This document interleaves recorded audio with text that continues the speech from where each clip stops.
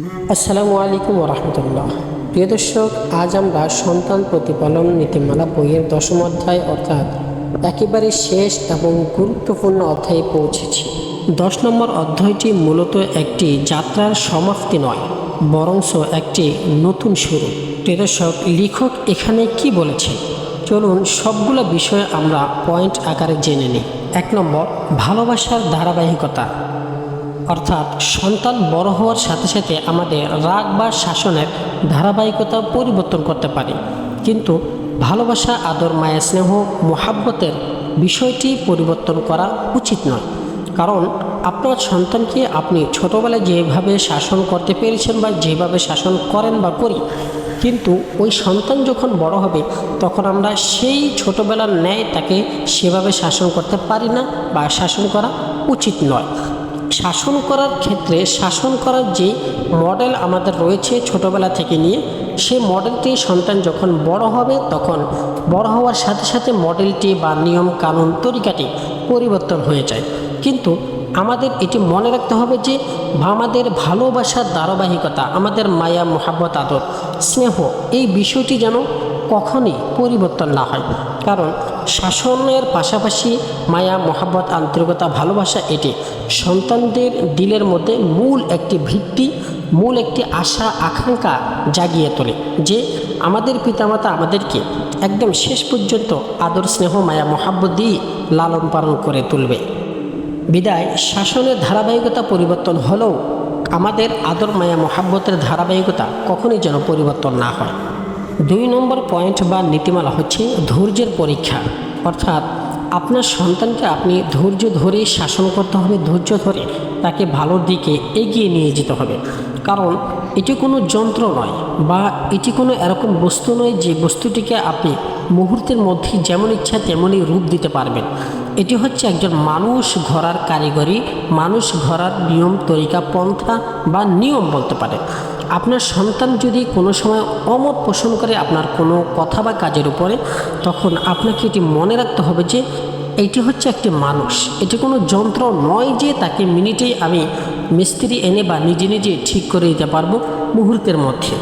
বিদায় আমাদেরকে ধৈর্য ধারণ করে লং টাইম ধরে সন্তানদেরকে সুন্দর আচরণে আচরিত করে তোলা, সুন্দর স্বভাবে স্বভাবিত করে তোলা জন্য আপ্রাণ চেষ্টা করে যেতে হবে।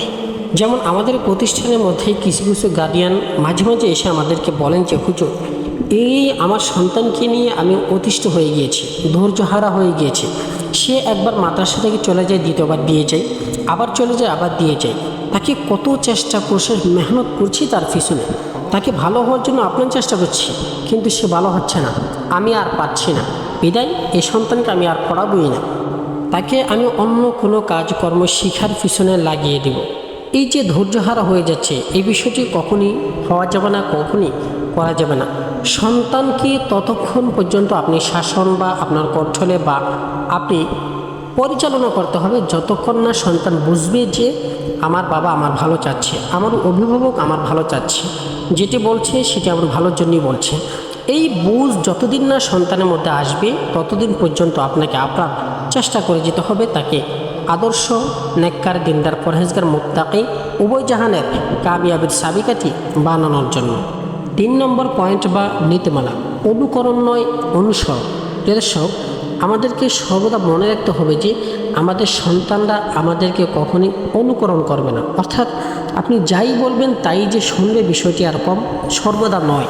কারণ সে আপনার কথা শোনার চাইতে আপনাকে অনুসরণ করে বেশি, আপনাকে ফলো করে বেশি, আপনাকে দেখে বেশি। বিদায় আপনাকে আগে নিজেকে নিজেই ঠিক করতে হবে।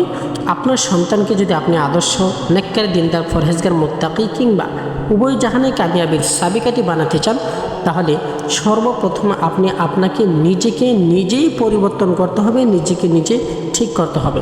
সন্তান আপনার কথা শোনার চাইতে, আপনার কথা মানার চাইতে আপনাকে বেশি অনুসরণ বা অনুকরণ করে, এটাই সঠিক বা এটাই বিজ্ঞানের ব্যাখ্যা। 4 নম্বর পয়েন্ট বা নীতিমালা, ক্ষমা করার মন মানসিকতা। অর্থাৎ আপনার ক্ষমা করার মন মানসিকতা থাকতে হবে।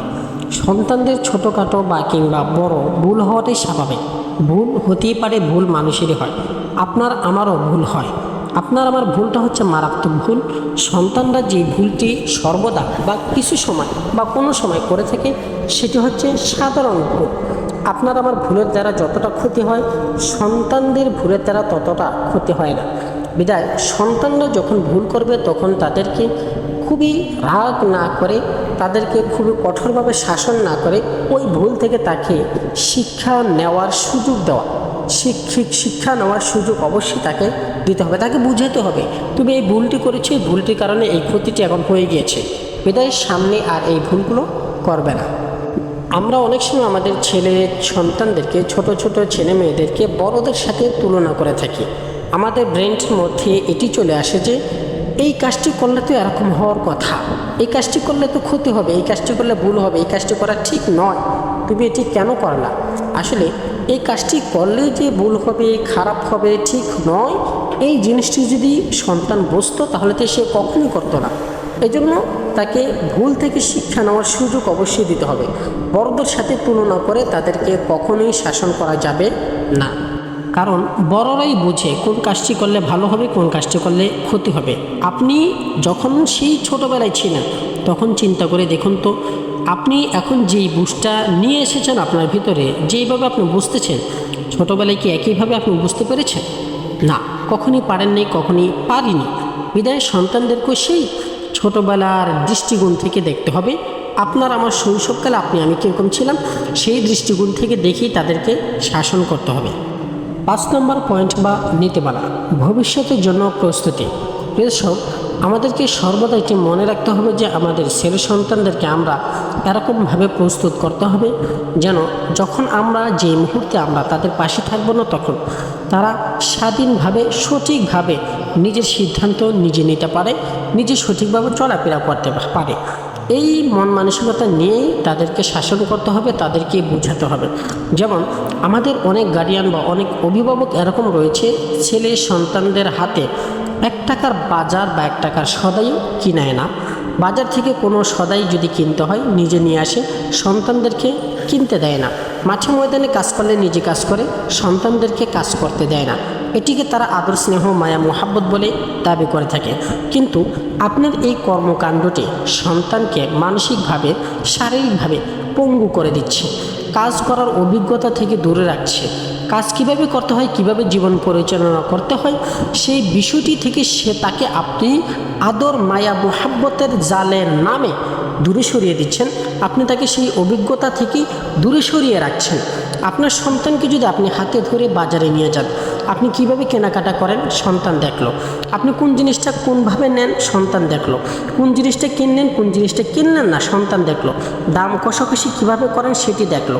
দেখে সে একদিন আপনি যখন পাশে থাকবেন না, বাড়িতে থাকবেন না, ঘরে থাকবেন না, বা এই পৃথিবীতেই থাকবেন না, তখন আপনার ওই দেখানো পদ্ধতি মোতাবেকই সে আবার নিজের জীবনকে নিজে স্বাভাবিকভাবে পরিচালনা করতে হবে। সে নিজের বাজার নিজে করতে পারবে, নিজের সদাই নিজে নিতে পারবে, নিজের জীবনকে নিজে পরিচালনা করতে পারবে।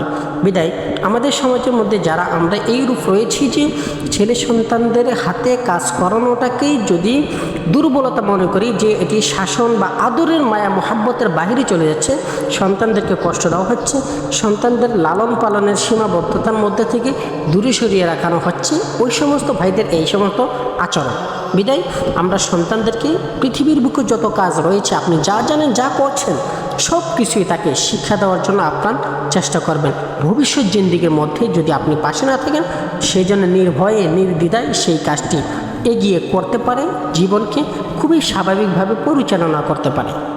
প্রিয় দর্শক, আমরা আমাদের এই সিরিজের একেবারে শেষ পর্যায়ে চলে এসেছি। 10ম অধ্যায়ের মধ্যে লেখক এই কথাই বুঝাতে চেয়েছেন যে আমাদের সন্তান হচ্ছে আমাদের জন্য শ্রেষ্ঠ বিনিয়োগী সম্পদ। আমাদের যত প্রকারের ব্যবসা বাণিজ্য রয়েছে, যত প্রকারের আয়ের উৎস রয়েছে, সব কিছুর চাইতে শ্রেষ্ঠ সম্পদ হচ্ছে আমাদের ছেলে সন্তান। বিদায় তাদেরকে ব্যবসা বাণিজ্যের মধ্যে আমরা যতটা সময় দিই, তার চাইতে প্রচুর পরিমাণ সময় তাদেরকে দিতে হবে। তাদের মনের কথা বুঝতে হবে, তাদের মুখের কথা, ভাষা আপনাকে শুনতে হবে, তাদের সিদ্ধান্তকে গুরুত্ব দিতে হবে।